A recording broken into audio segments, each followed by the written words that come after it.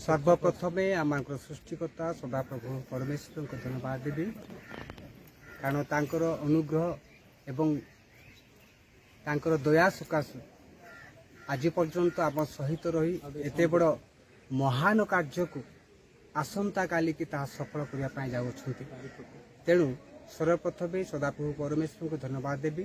पुणी ता सहित जेते यूट्यूब चैनल माध्यम आपण मैंने देखुं समस्त को आम जिरांग मंडली तरफ प्रभु यीशु नाम आम नमस्कार जना करुछु। नमस्कार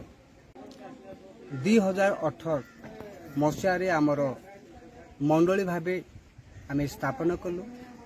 आज को 6 वर्ष पुरला परे प्रभु आम को गोटे अपूर्व सुजोग देले जे गोटे नूतन उपासना गृहटी निर्माण करने निमंते आबे ए उपासना गृह को आम जिते बड़े आरंभ करने आम बैठक बसिलु 2019 साल ठारू आमर बैठक बसा आरंभ है पुणी नूतन गृह निर्माण निमंते विभिन्न माध्यम विभिन्न कार्य आम करने आरंभ कलु। यही कार्य करने आम मंडलीर अनेक युवक भाई माने भौणी माने पुणी प्रत्येक माँ बापा समस्ते छोट बड़ कहीं भी एठू बड़ी नहांती समस्ते संपूर्ण सहयोग कर समस्त कार्य करने निमंते सेतिपाई एई वर्ष अधर काम को प्रभु समस्त प्रकार अमंगल परिस्थिति दुख सुख अनाटन अनेक भाई माने मूल दुआ खोलिले किंतु प्रभु से मानक कल को नहीं गले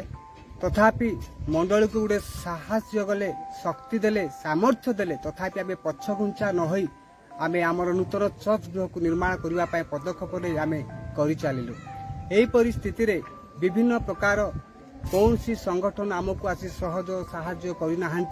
केवल मंडल जेतेक परिवार अच्छा से माने स्वेच्छाकृत भाव प्रभु निमंते से माने जो क्षमता ठारू अधिक मात्रा दान दे जहाँफल आसंता काली अर्थात 22/8/2024 गुरुवार दिन आम एते बड़ नूतन चर्च आम ढलई कार्य करने जाऊँ। यही नूतन गृहर दैर्घ्य एवं प्रस्थ 135 एवं 60 अटे। यह एक बृहत उपासना गृह अटे। एणु यही गृहटी आम आरंभ कलु किंतु आसंता काली की यह प्रभु जदि अनुग्रह करती तो आम मानकर जो परिश्रम आम करूँ से परिश्रम प्रभु आम आसंता काली की देखापी देवे। एणु विशेष आम अनुरोध करूँ आम मंडलीर प्रत्येक परिवार एवं जो भाई माने बाहर रोचंती से आम अनुरोध करूँ आसंता काली निमंते प्रार्थना करने सहित जदि आपण माने चाहिए तो आपण मानक आम निमंत्रण करूँ आपण माने आसंता काली आसी ए संपूर्ण छात्र ढलई कार्य सहयोग करंतु। शेष में मंडलीर संपादक एवं चर्च कमिटीर निर्माण कमिटीर संपादक भाव एति कहबी जे एही विराट कार्य आम मंडलीर प्रत्येक युवक युवती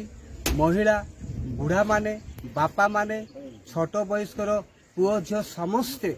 निजर घर भावी ईश्वर गृह भावी से माने परिश्रम दान करियछंती। तेणु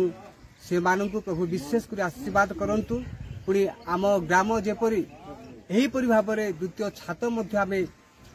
करने जीवु यही प्रकार उद्योग रही था मान मध्य बोली आम जिरांग मंडली तरफ निवेदन करुछु। धन्यवाद।